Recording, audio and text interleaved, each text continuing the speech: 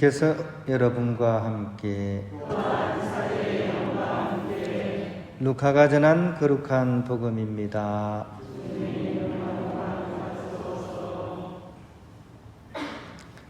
하늘에 올라가실 때가 찾아 예수님께서는 예루살렘으로 가시려고 마음을 굳히셨다.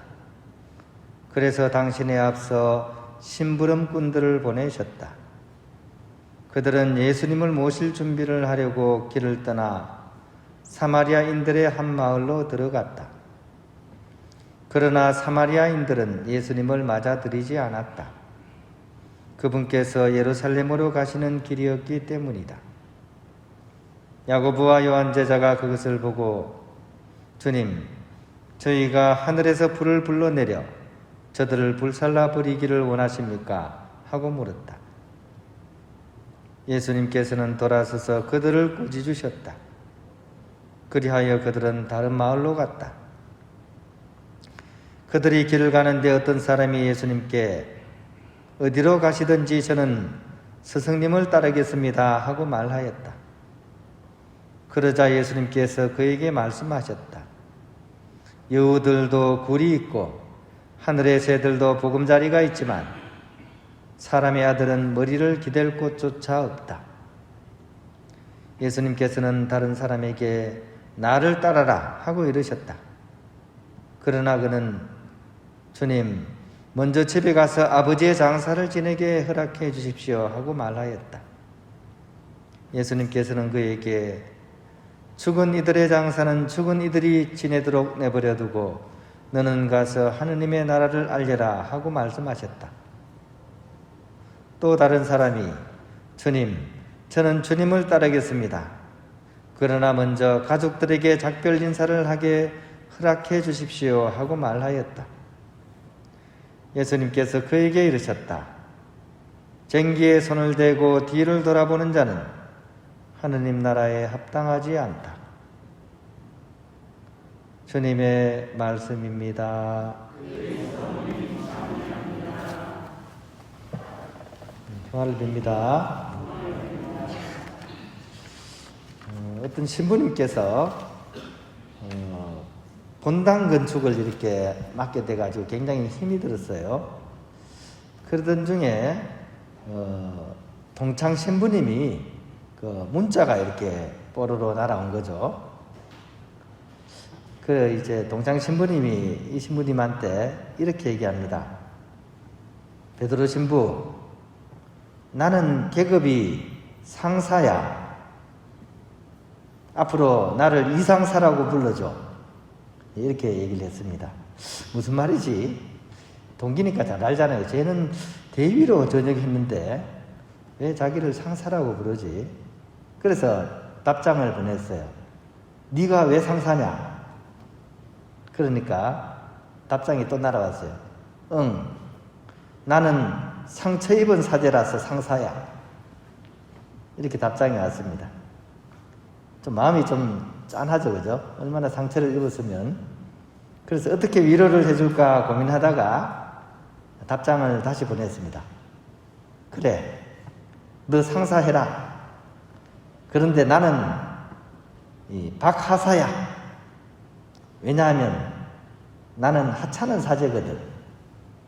이렇게 답장을 보냈습니다. 그리고 이제 조금 머쓱하니까 이어서 이렇게 또 보냈어요. 그런데 우리 이제부터는 상사나 하사는 하지 말고 그보다 한 단계 더 높은 원사가 되자. 즉 하느님이 원하는 사제가 되자. 이렇게 이제 답장을 맺었다 그럽니다. 이 카톡이 아주 재밌게 왔다 갔다 했죠, 그죠? 근데 여러분 별로 재미가 없나 봐요. 상처 입은 치유자라는 그런 책도 있듯이 어려운 그런 교회의 현실 속에서 사제들도 나름대로 이리 뛰고 저리 뛰고 하지만 뜻대로 되는 일은 별로 없고 또 교우들의 무관심에다가 배척까지 이렇게 받을 경우에는 기운이 빠지기도 합니다. 오늘 복음 속에 예수님의 처지와 그 제자들의 처지 또한 그런 것 같습니다. 얼마 전에 예수님께서는 막 큰 충격을 한번 받으셨어요. 왜냐하면 당신의 고향인 나자렛에 갔다가 거기서 환영받을 줄 알았는데 배척을 받아가지고 아주 충격이 좀 크셨는데, 오늘은 이제 장거리 여행이죠. 갈릴레아에서부터 예루살렘까지 그 긴 여행을 가는 도중에 또 입구에서부터 배척을 받으십니다.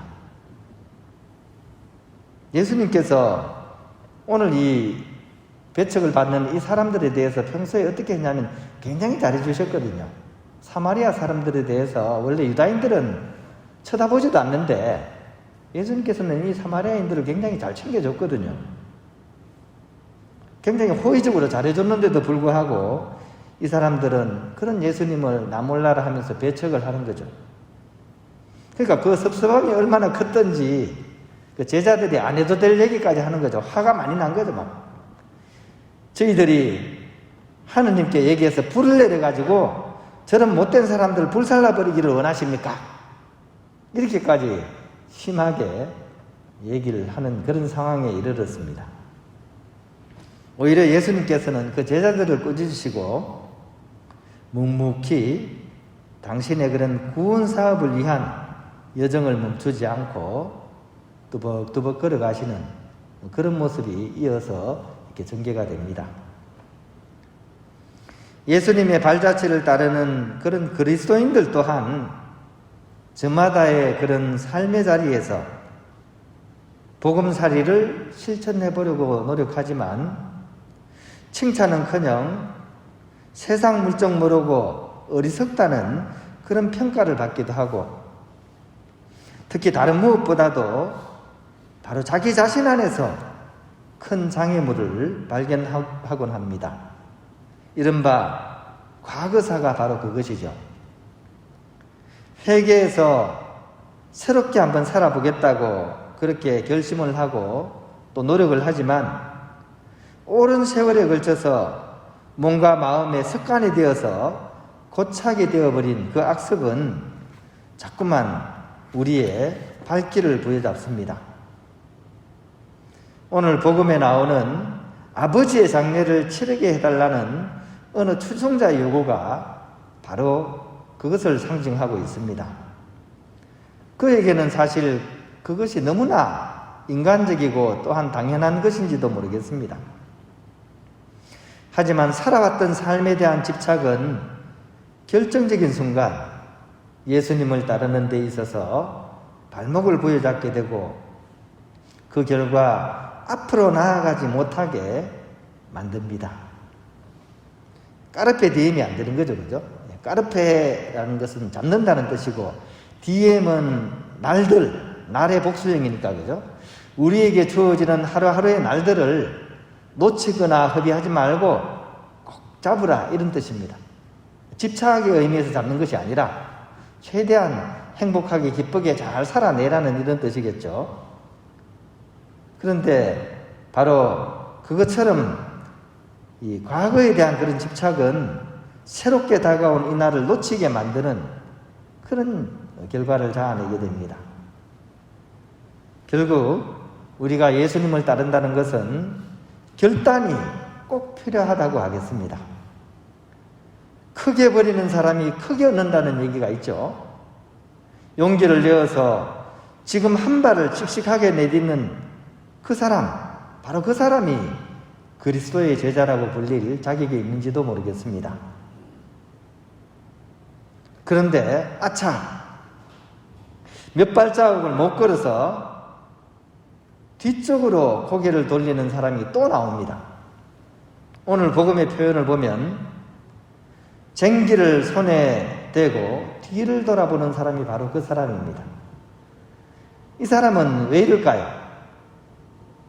발을 뗐으면 끝까지 가야 되는데 왜 몇 걸음 못 가서 고개를 돌려가지고 뒤를 돌아봅니까?